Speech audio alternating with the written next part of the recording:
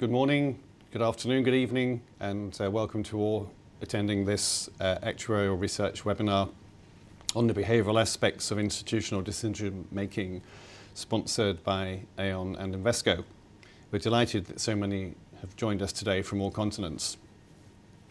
I'm Peter Andrews. I'm a senior advisor at Auxera LLP, and as an economic advisor, I can tell you for sure that the way you present your technical advice is very important to the way that it gets heard and acted upon, or indeed not acted upon.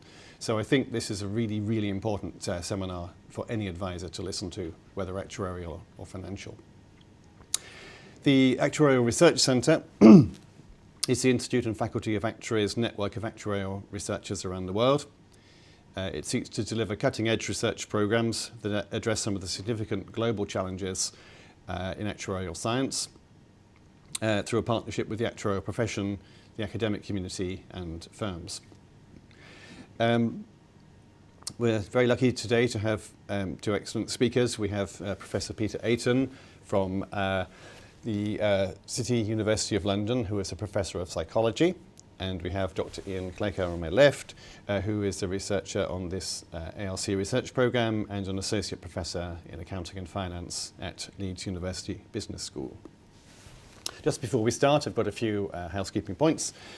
So the first one is the webinar will work best if we actually hear from you, so please do get involved. And below the live webinar on your screen, you'll see a part of the web interface where you can submit comments and/or questions to the panel. You don't have to wait until the Q&A sessions that we have lined up to submit your question. You can do that earlier. But just ensure that you're not watching in full screen mode, otherwise you won't be able to see the interaction capability.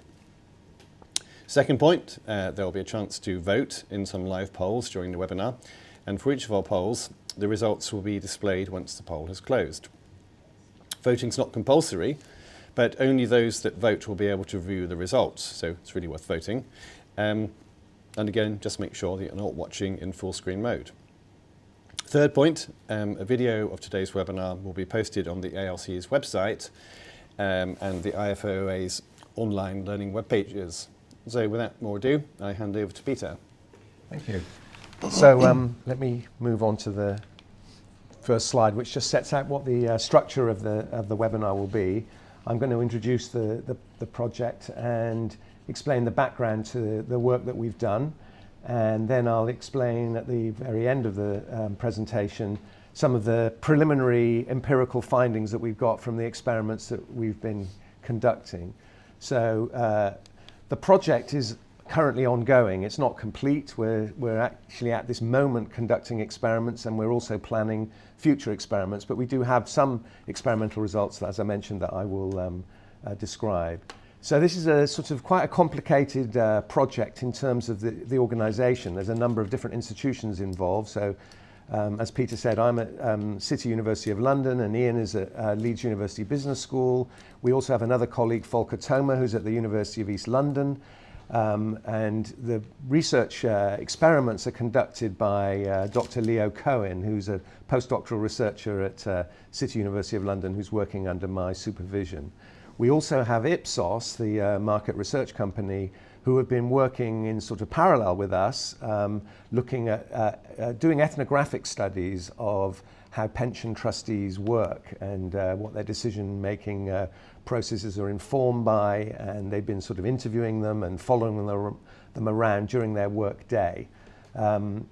I'm not going to be talking about their research in this presentation. We're going to be talking about the sort of psychological behavioural economics experimental research which we've been carrying out at City. And I should mention that we are supported by Aon and Invesco, who have been providing us with access to the experimental participants that we've been looking at. So just to set the scene, I'm imagining that a lot of you out there don't know a great deal about psychology. You don't need to, but I'd just like to give you a sort of glimpse of the way we think about how people think. And one of the sort of primary methodologies that's used in research into sort of thinking and reasoning and decision making borrows quite heavily from research on visual perception. So you're probably quite familiar with a large number of visual illusions. They're commonly used on the covers of books and discussed here and there. The point about these illusions is that they tell you a few things about the way the brain works, which would be very hard to find out otherwise. So first of all, perhaps obviously in one sense, but it's not obvious experientially, there is a process intervening between reality and your apprehension of it. Otherwise, illusions wouldn't occur. Sometimes your brain gets things wrong, and it can change its mind about things in this illusion. You know, where the blue panel is can sort of flicker around, and you can see the cube, if you see it as a cube even, in two different ways. And as I say, there's an enormous number of these illusions. So those two blue circles are actually the same size, but most people would experience them as being different. There's a kind of contrast effect between the surrounding circles in each case, which influences how you perceive it. And here's a more recently discovered one. So the checkerboard illusion there, some of those squares are in shade, but yet you can see the dark squares and the pale squares. But if I reveal the sort of connection between a dark square and a pale square, perhaps you're not entirely convinced because the illusion is so compelling, but actually the dark square above and the light square below are in fact the same color, but we sort of apprehend the perception differently. So by use of illusions, we can start to make inferences about what's going on in the brain, how the brain makes sense of the world.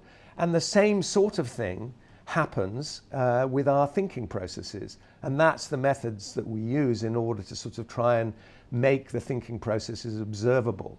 So when we see errors or sort of odd bits of behavior in terms of the way people are thinking, that's really a clue to the nature of the process that's going on. We have to be careful, though, not to infer that because people make mistakes, we're rubbish at thinking and making decisions. That's a very common conclusion that people draw, that, oh, because people have made errors, then really their brains aren't very good. I would tell you something that you already know, like however many visual illusions you experience, you don't think you need to rush out and buy a guide dog and a white stick or have someone sort of guide you home. You still feel fairly confident that your visual processes are entirely competent and reasonable and work for you. And the same can be said about thinking processes. So bear that in mind as we get to the experiments, which might otherwise lead you to have a rather dismal view of the competence of decision making. That's not the message I'm trying to sell today. So with that in mind, let's go to the first poll and let's see what kind of responses we get to this. In this poll, you're going to be asked to make two decisions. You've got a choice between A and B in decision 1 and C and D in decision 2. So take a moment to review both of these decisions and then vote which choice you would make. As you can probably see, there's not really a right and a wrong answer. It's a preference about your how you would feel in these two circumstances. So those of you not familiar with British pounds, you might want to translate this into your sort of local currency. I think the pound isn't doing much better than an American dollar at the moment, if that's any help. Is it 1.3 or something dollars to the pound at the moment? Yeah, it is. So maybe that gives you a sense of the amounts that we're talking about.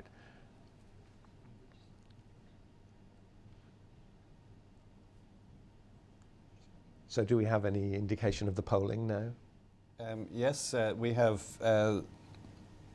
quite a lot of votes coming in already, but let me ask people to vote as soon as they can because we have a lot to get through in the presentation. But don't vote more than once.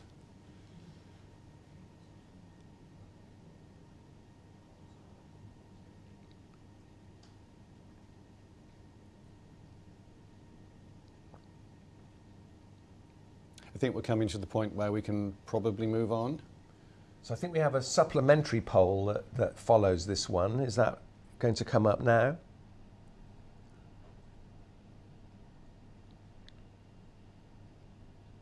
So this poll is asking you to indicate whether or not you voted for a particular pair of the options in the original poll.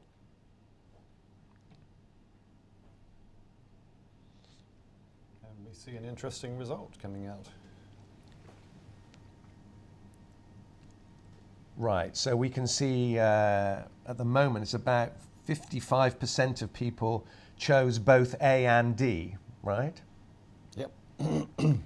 And then I think we have a second supplementary poll if you voted for both B and C, you should indicate that now in the second supplementary poll.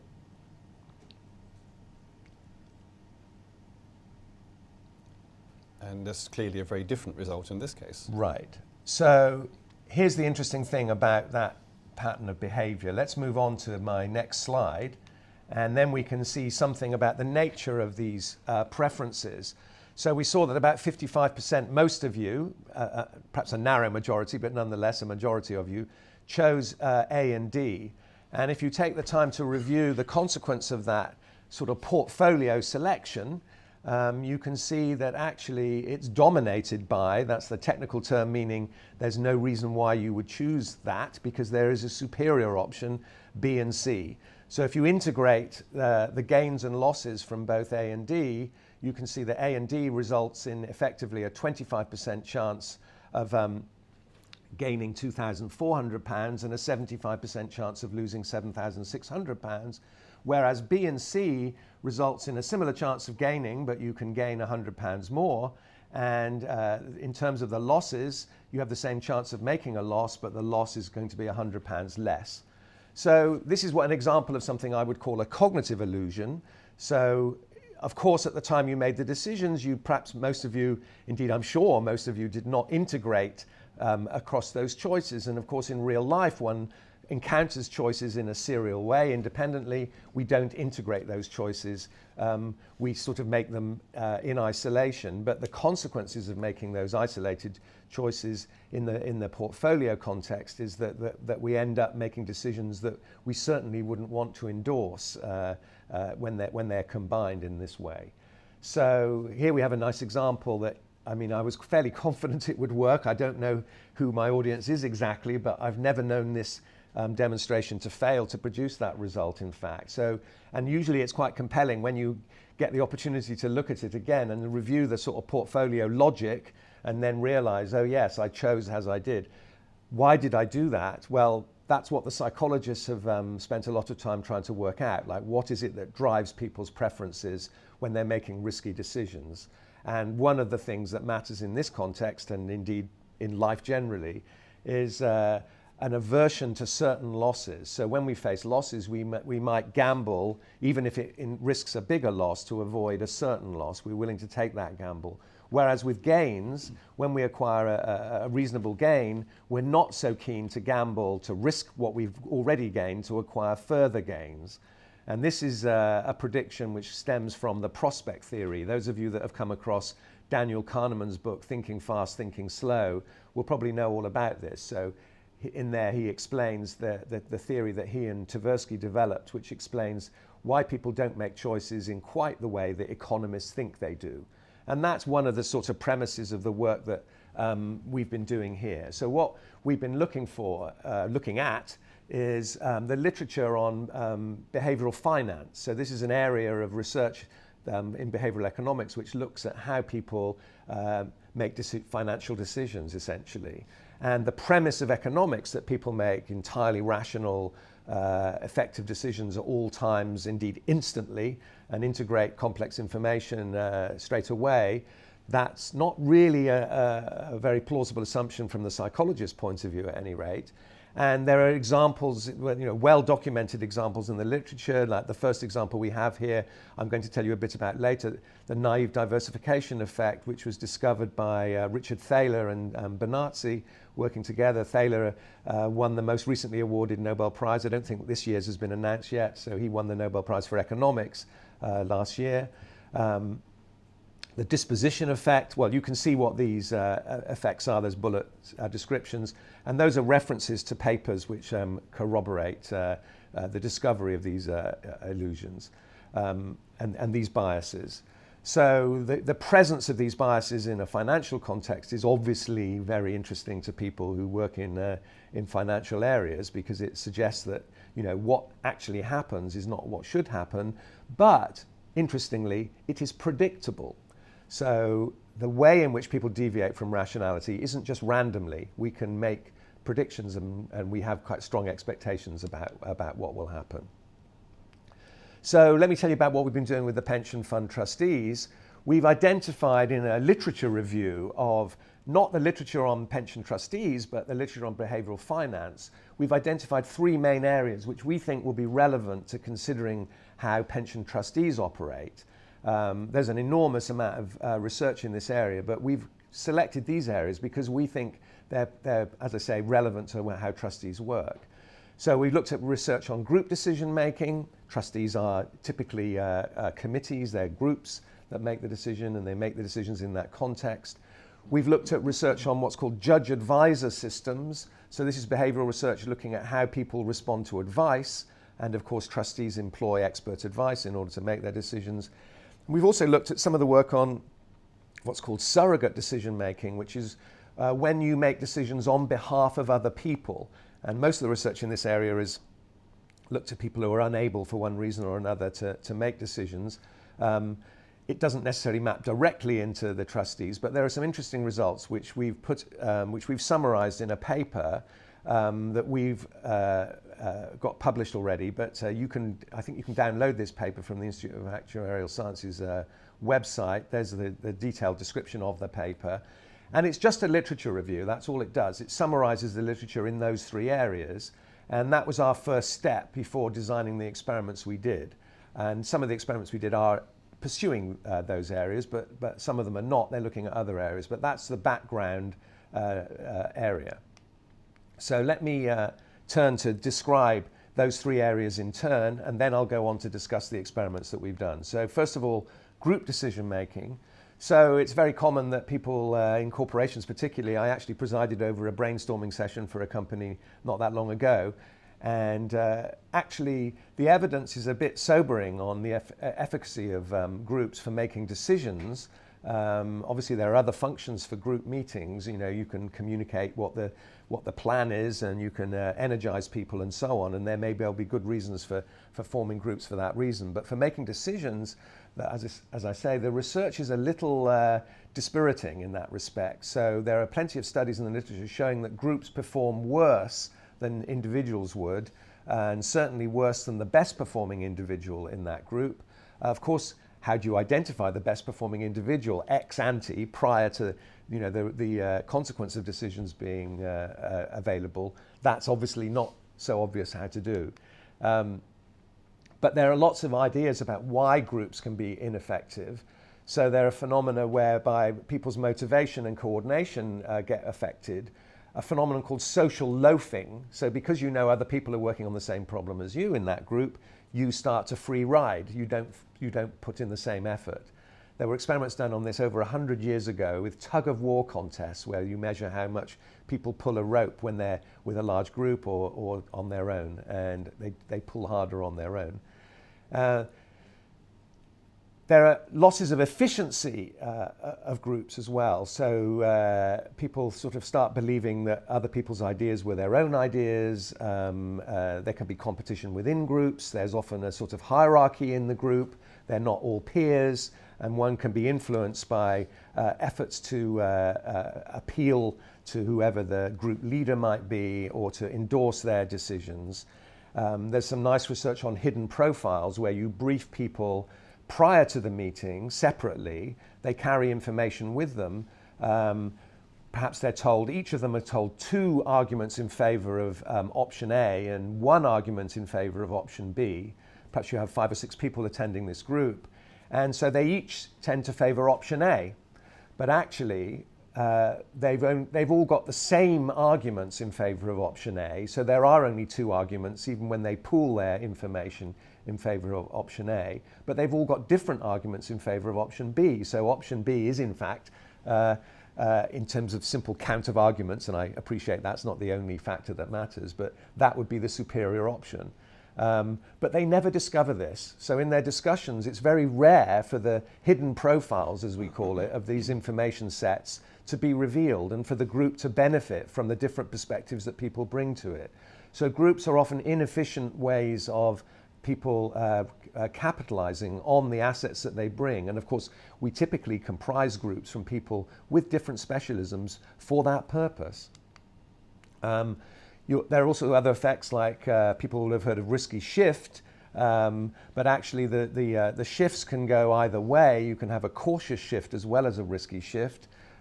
People can take a more extreme position than the rest of the group for all sorts of group-motivated reasons. They might end up endorsing a plan that they would not wish to take responsibility for as individuals.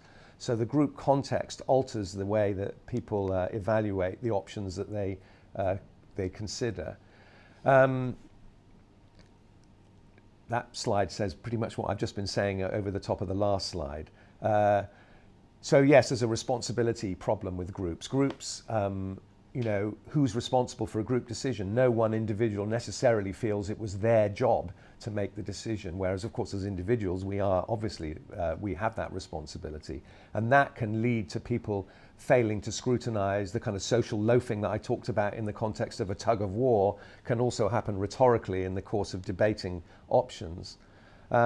So the summary of the group is that it's not really as efficient as commonly thought. So it might be considered a little, a fruitful area for inquiry to look at the difference between the way in which professional organizations like pension trustees make decisions when in a group as compared to an individual context.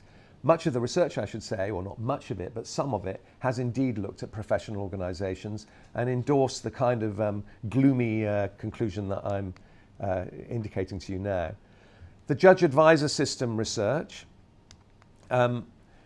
obviously this is organized around the premise that judges make the decisions, so there's an executive responsibility that is made by the decision makers, but they're calling upon expert advice in different areas perhaps to inform a decision. And of course you don't want the advice to be totally dominating the decision. The executive needs to actually make a decision of some sort. And of course dismissing good advice at any rate is also not ideal. So you need to evaluate the quality of the advice in order to make maximum use of it. And the research has sort of looked at this kind of thing. So people have done experiments in all sorts of ways, looking at information that you provide to decision makers and how people use it and whether indeed they recognize the value of good advice and recognize the lack of value of bad advice. And there are plenty of studies out there showing that people, again, are not optimal in utilizing advice. And there are all sorts of psychological factors which affect the extent to which they discount or upgrade spuriously advice. We also have this issue of whether decisions are cued or not. So, for example, the executive can ponder their options and debate what to do before they take advice. And of course, then they might have already formulated a sort of a degree of preference among the options. Or they can take the advice before they ponder the options. And then, of course, the advice might be determining what those preferences are. And there are differences. I mean, you can imagine an experiment where you either cue people with advice before and after. Theoretically, it shouldn't really matter when that advice comes, but it actually does make a difference to the decisions that are made, suggesting that this advice is not being used entirely on the basis of its merits. It's got sort of psychological value in terms of the context that it's used in. So why do people take advice? Well, much of the points on here are fairly obvious, but you're being able to say that you've taken the best advice responsible. I can remember a famous event 20 years or so ago when government ministers explaining some disaster said, well, we took the best advice there was, so that you can sort of shift the blame in a sense. And of course, to some degree, the blame is shiftable perfectly responsibly. But there are also issues here where there's discretion about how you make justifications for decisions that are made. So research has shown that advice is often discounted. People give greater weight to their own opinions, often because, of course, they know the arguments behind their own opinions. They may not know the arguments behind the advisor's opinions. They know what the advisor's opinions are because he's given advice, but they may not appreciate the logic of it. Sometimes that's very difficult because, of course, one takes professional advice because one simply doesn't know what's going on, and one might not be able to evaluate the sort of underlying arguments of some areas. So, when my dentist tells me that I need this to happen or that to happen, I'm often in a sort of at their mercy, really. I'm not able to sort of evaluate what happens. And the same thing can happen in financial areas too, of course.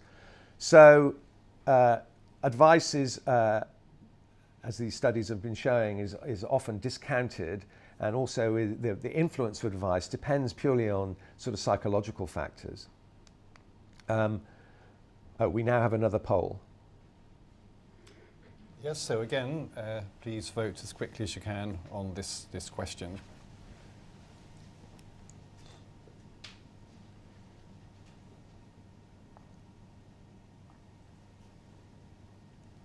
And just a reminder, while you're doing that, of course we're welcoming questions on the substance of the talk as well, which we're going to get to in a few minutes.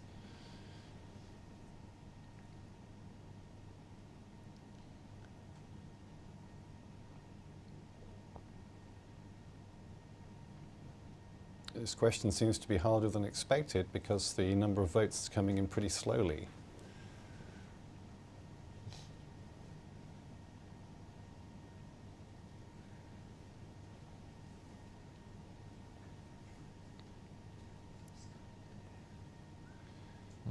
Actually, it's a bit like the Oxford and Cambridge boat race, because one team is pulling ahead and then the other one's catching back. Okay, well, we've got votes in the three figures now, so perhaps we can carry on, Peter? Oh, yeah. Sure. So it's a fairly split view, am I right, in terms of whether or not members' views on ESG issues, investment, should trustees reflect those views? It seems about, we marginally, I think we've got 46% saying no and 43% say yes, and we have 11% saying they don't know. Well, that's a sort of precursor to the next sort of research topic that we've looked at, which is surrogate decision making. So how do people make decisions on behalf of other people? And of course, pension trustees are making decisions on behalf of the pension members. So what can we learn from the literature that's been conducted in this area? Well, much of it has been conducted in areas of health. So you have people making decisions where somebody is incapacitated. That's the sort of very common scenario that's been investigated. What can we learn from those studies? Well, the logic of these studies is that really what people should be doing in these studies, in the health context, is making the decision that the person they're making the decision on behalf of would make themselves if they could. That's rather different from the decision that we think they should make. And maybe in some cases, we can be fairly clear that some people should do a particular thing. And in the context of the trustees, perhaps, we might have a sort of slightly open mind about whether or not the members should be trusted to make decisions on their own behalf. I mean, obviously, they've handed that responsibility over to the trustees, in effect. So what can we learn from the research on this? Well, surrogates, again, is a sort of rather gloomy view from the research, but they perform fairly poorly in relation to that criterion I mentioned, which is, making the decision that the actual decision, the person that they're making the decision on behalf of would make themselves. So they're poor at predicting the wishes of others, and often they don't perform better than chance, in fact, in that respect. And when they do perform better than chance, it's only because they're similar in perspective to the person they're making decisions on behalf of.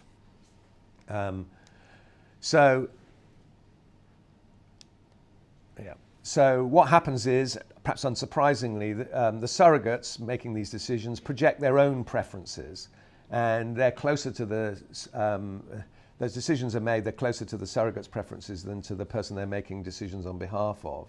And there are lots of psychological explanations for what's going on here. So I have a few sort of bullets up there.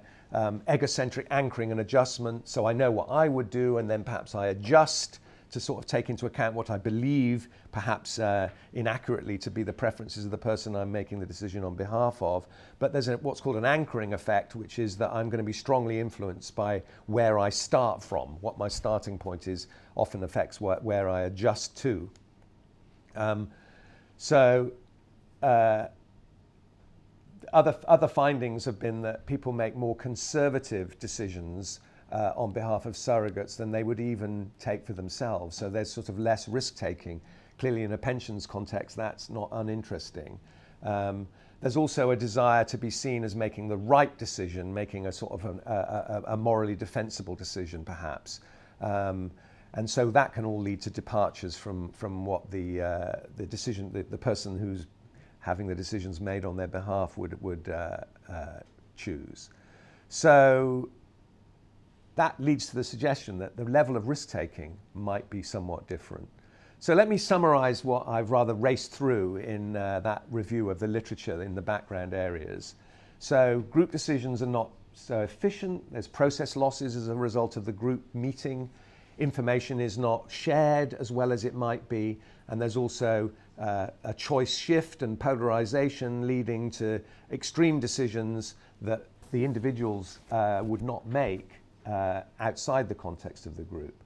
Advice also influences decisions, and lots of factors increase or even decrease the weight of advice, altering the extent to which the value of that advice is satisfactorily extracted. And then with the surrogate decision making, we have this idea that the surrogates are projecting their own preferences. They're also thinking what should be done instead of what would be done, and they choose more socially acceptable choices than perhaps, the objective in the health context anyway, perhaps ought to be what the person being made decisions, that the decisions are being made on behalf of, would choose for themselves. Now, in the pension context, I think that is very debatable, what we would want to happen there. You might say, the trustees are partly there to sort of save the members' preferences from themselves, but on the other hand, wouldn't it be reasonable for the members to have some influence on the discretionary element of the investment decisions and indeed other decisions that are made about the organisation of the pension that they are contributing to? So I'm wondering if we have any questions or comments about that phase of the presentation before we go on to look at the findings of our experiments. Well, we certainly do have some questions, and they're interesting ones. So let's start with this one. Does whether or not the individual's votes and arguments get made public affect their input into group decision making and thus the decisions the group makes? So this is about whether or not the group are making decisions privately or not. Yes. Right. So yes, that has also been explored, and indeed there is a sort of technique that's been proposed as a result of research in that area called the Delphi technique. So the Delphi technique is where the individuals in a group make their recommendations privately, individually, and indeed anonymously. So you can imagine writing something on a piece of paper or typing it to avoid your handwriting being revealed. And then those are pooled and the group looks at those decisions, but of course they don't know who suggested what. And then they all revise their opinions, and you can keep going iteratively through that process all the time. And the argument there is that you can avoid like status effects and reputation effects that can influence how the group responds to individuals. So for example, my colleagues often roll their eyes in staff meetings when I make a suggestion, and if only I could have made that suggestion without revealing that it was me that made it, I suspect sometimes it would have been more influential. So certainly yes is the answer to that. Okay, let's have a question for Ian now. We've heard that some research shows that the group is less effective than the individual, and other research shows that groups with diverse backgrounds come to better decisions. So is there a strict hierarchy between these two things, the non-diverse group, the diverse group, and the individual, or how would you describe it? It's very difficult. So the problem with this is quite often complexity. And so what you're really trying to avoid is groupthink. And that's quite famous. That sort of led to things like the Vietnam War in terms of what people think about as classic examples of it going wrong. And what you had there was a homogenous group, and it became almost like an echo chamber. So actually when the decision was being made, everybody had the same perspectives, had the same view. And so where you get a group that's more cognitively diverse, you should, caveated with what Peter just said, where you can express your opinion freely and openly, you should therefore get to better decisions. But the problem you have is, we know that's good in practice, but identifying it, locating it, and making sure it happens is actually quite a challenge. Right, thank you. I don't know who wants to take this question, and maybe it's going too much into what we're going to come to eventually, but what can be done to debias trustee decision making? Well, I wish I knew. Again, what I said at the beginning was that the presence of observable biases, while it's sort of like it obviously raises concerns. I mean, what we're looking at here is like, it's a human characteristic for people to make decisions which are motivated by questionable factors. And the reason why some of the decision errors that we're looked at, and when I talk about our experiments, I can make this clearer. People are often using cues and information which in general make sense to use. But on certain occasions that can sort of misfire. But it doesn't mean that we need to sort of totally strip down what's going on and stop it from happening like that. Sometimes there might be a case for reform, that's clear. For example, I'll give you a preview of what our experiments show, is that the professional trustees who are more experienced and have a degree more training in pertinent areas, they showed less cognitive biases in the context of our experiments, which of course are merely our experiments, but they did show less cognitive biases than the member-nominated trustees. And that might be a clue that perhaps training in general would reduce the vulnerability of people to making decisions that are influenced by questionable factors. Well, Peter has cleverly answered another of the questions we had, which was, do you think that the results you observe are a result of lack of professionalism and expertise in trustees, e.g. member-nominated trustees? So thank you for that, Peter.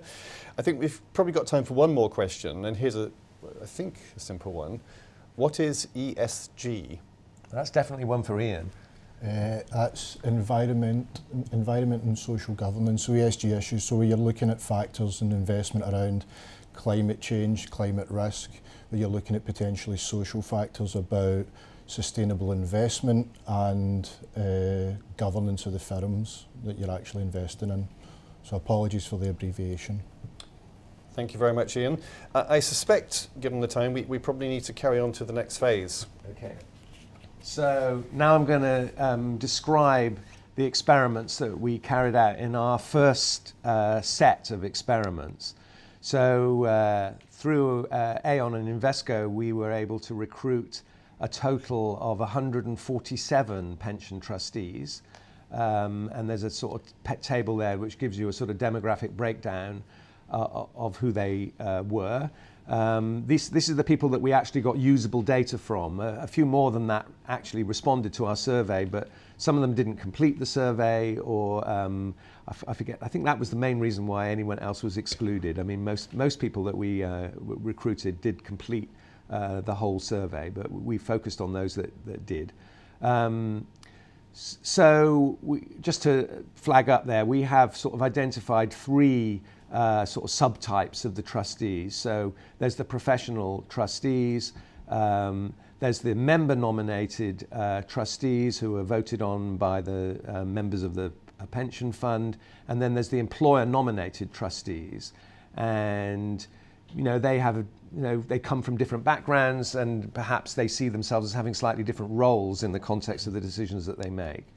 And the first experiment I'm going to tell you about is about this naive diversification phenomenon that I mentioned, that Benazzi and Thaler identified some years ago. So we were looking to see, in the original identification, this was just studied in a student sample. So, that's the common basis for making experiments in psychology and behavioural economics. We use who happens to be easiest to get hold of. And so, we have students in our institutions, and that's who we study. So this is the first time that anyone's looked at the naive diversification effect in professional decision makers. And what these panels show you, these are 4 of the different panels that we showed to our respondents. There were actually 6 altogether. And if you participated in this research, you saw just one of these panels, and you had to allocate funds across those partitions. So you can see that on the left there we have 2 funds. We've got 2 options where they've each got 2 funds in, and you have to sort of distribute the investment that's available across those 2 positions, what you're going to use. And the top one is a balanced fund, so there's equities and gilts, and the one below that is unbalanced, so it's got one partition is the FTSE all share companies, and the second one is a balanced fund. right? So that contains a mixture of equities and gilts. So that's sort of skewed towards equities. There's more investment in stocks in that fund. There was another fund, which isn't shown on that slide, which was unbalanced in the other direction. So it offered more options in bonds rather than equities. And to the right of that, we see a similar sort of logic where, in fact, in that case, there are 4 separate divisions. And in the top one there, you can see it's a balanced one. There's equal numbers of equities and gilts. And in the bottom one, it's unbalanced. And I think, squinting at that example, I can see that that one is skewed towards equities. But there was another one which was skewed the other way. And the question is, well, how do people distribute the funds? And of course, what the available options are, in a sense, shouldn't really make a difference in terms of where you invest in terms of the risk, but it does.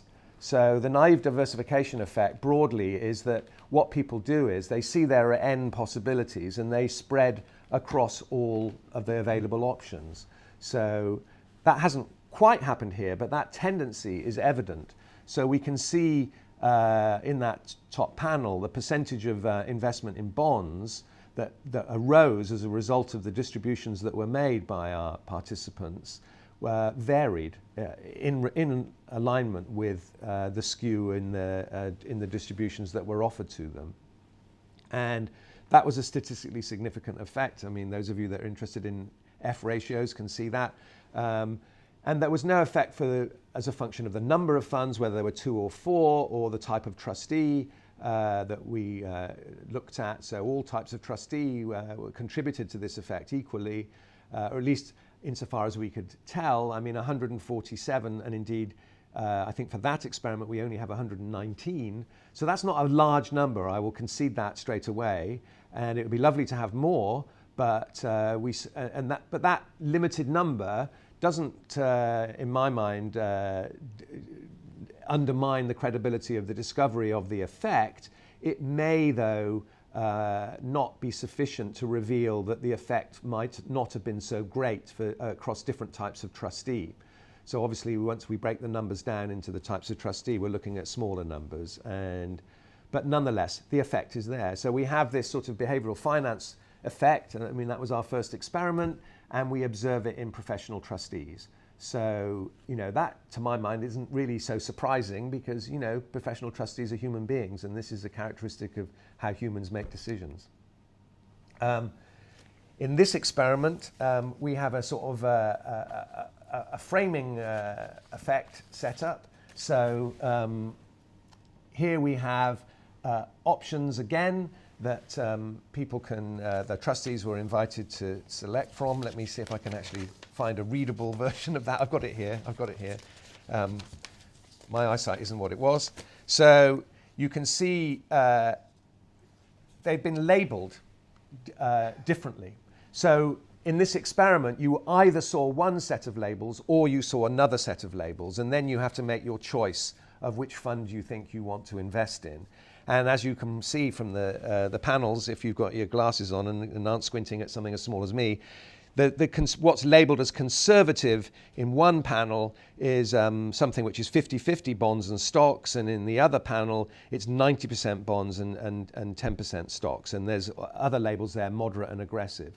So those labels are incidental. So we didn't tell the respondents they must look at the labels. They were just there as part of the decision, and they made their decision accordingly. And what we see in the data slide here is that those labels affected the distribution of investments. So there are 3 histograms to the right there. And if we look at those, first of all, we can see there's a distribution in the top panel for the member trustees. The middle one is the employer-nominated trustees. And then the bottom one is the professional trustees. And you can see that the distributions for the blue and the red distributions, those are histograms, and you can see the axis is labelled right at the bottom there, is the percentage of bonds that people invested in. And the member trustees, there's a clear difference in the red distribution. So if we look at the top panel first, that red distribution is very different to the blue distribution, and that's why we see the red and the blue arrows above identifying the labels, whether they were low or high. And so what we were able to infer from this experiment is that for the members alone, and if you look to the table on the left now, for the members alone, there's a difference in the effect. The mean percentage of bond invested in was a lot lower for the members when the label was low than when the label was high. There's not really any effect for the employer-nominated trustees or the professional trustees. So that's a difference between the type of trustees that I mentioned before.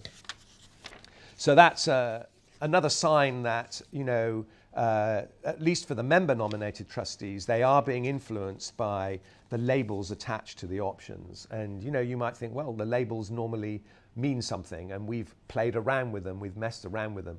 Well, yes, we have messed around with them to see whether or not the labels per se have an effect.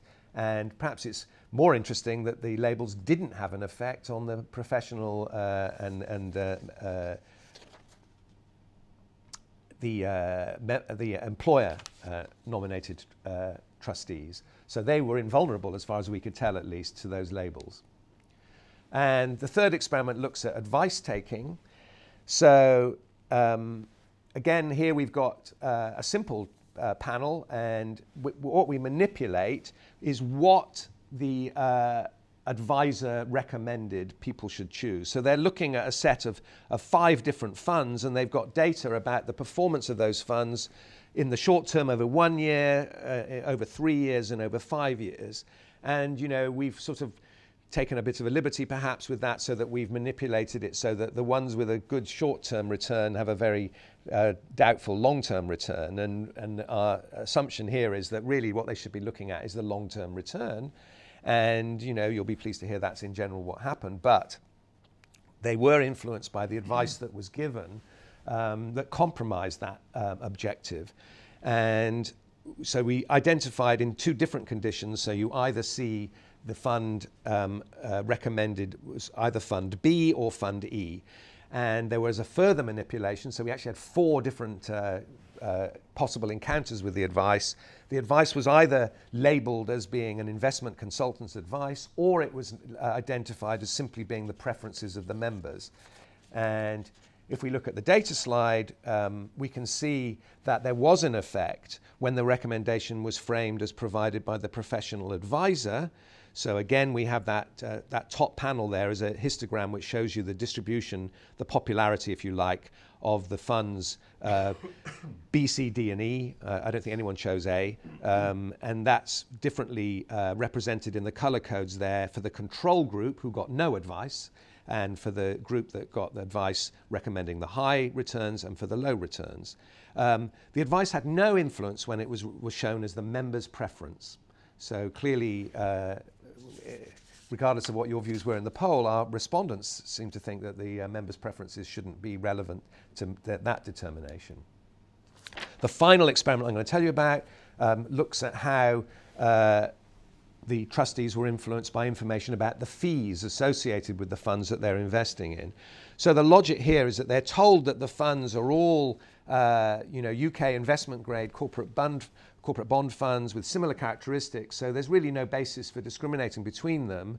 And the logic is that as the funds are similar and invest in similar options, the rational choice is to choose the one with the lowest fees, because that's the only thing that really matters. And the variance in returns is effectively, we code that as volatility. Now, I would accept straight away that that's a rather large set of variance in returns to be attributable to volatility. So that might be a questionable part of the experiment. But if we look at the data slide, what happened with the influence of those fees? Well, there was a significant effect here of trustee type. And the naive investors were much more influenced by the fees than the other groups of trustees. So just to conclude about the experiments, let's remind ourselves, as you probably, certainly the skeptics among you will be thinking, well, these are experiments and the context of the real decision is going to be rather different. I entirely accept that. I wouldn't question that. But nonetheless, in a sort of like laboratory example, we are observing effects which are, not the kind of things that one would want the trustees to be influenced by. And so we want to look further at this. Indeed, we are looking further at this, and we have other experiments which are currently being conducted, and we have plans for future experiments. This project is still got several months left to run.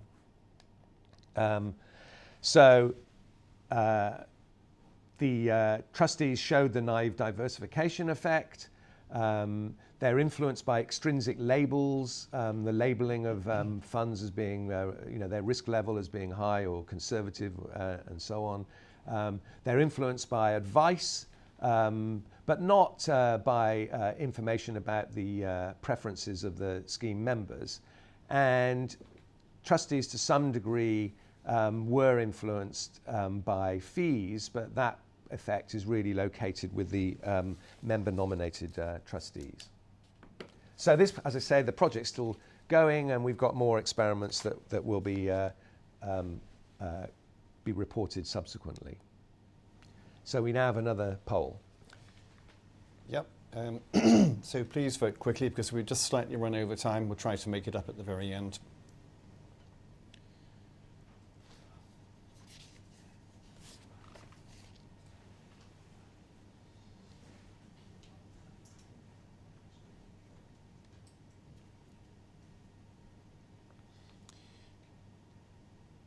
Okay, this seems to be a very hard question because there don't seem to be any responses yet. So I think with this sort of thing, it's always best to just put down what comes into your mind first, because that's probably the most important thing. Don't agonize. Okay, what we're going to do is we'll come back to the results on this at the end and just carry on with some questions at this point. So I think an important question that has come up, and we should discuss a little more, although Peter has actually already touched on it, is about the artificiality of the experiment relative to the real-world situation that it's trying to reflect.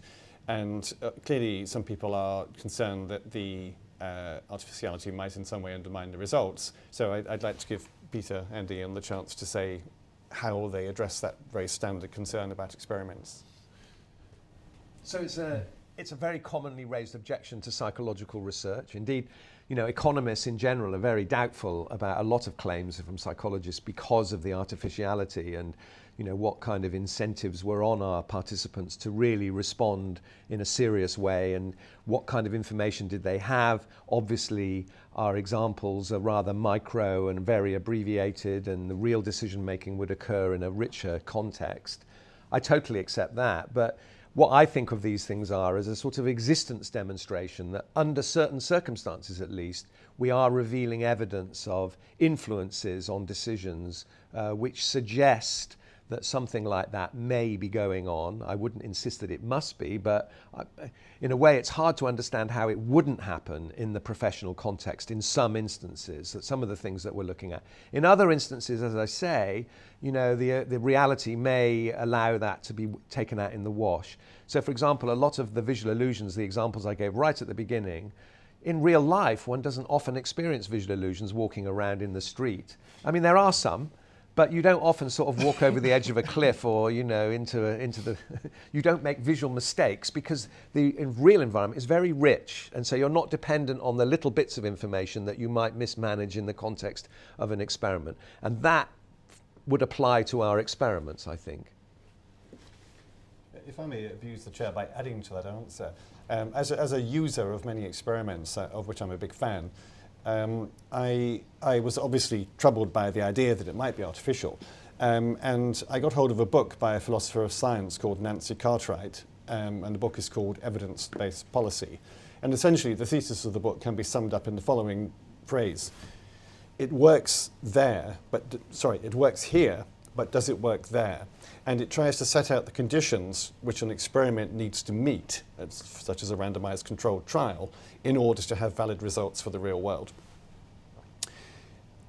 We have 5 minutes left, and I think there's time for maybe one more question, because I can be very brief at the end.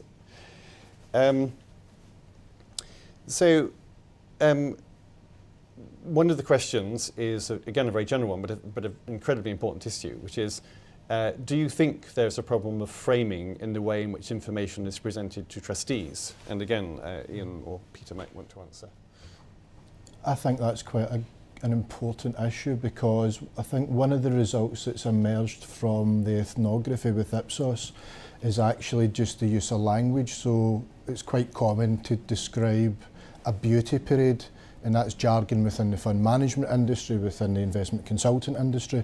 But actually, if you think about trustees coming to a trustee board for the first time and they have to attend that, it's such common parlance in finance, but actually it raises questions as to how we actually even describe that event, and that must actually start to condition the decisions that people make. So I think, as well as the framework of information in terms of labelling and so on, actually the nature of the conversations that go on between advisors and trustees probably needs some really careful thinking about, because one of the ways in which we could de-bias trustee decision making is through a higher quality of conversation. And so I think there is something in that that's quite important. Okay, well, it seems maybe we can fit in one or two more questions.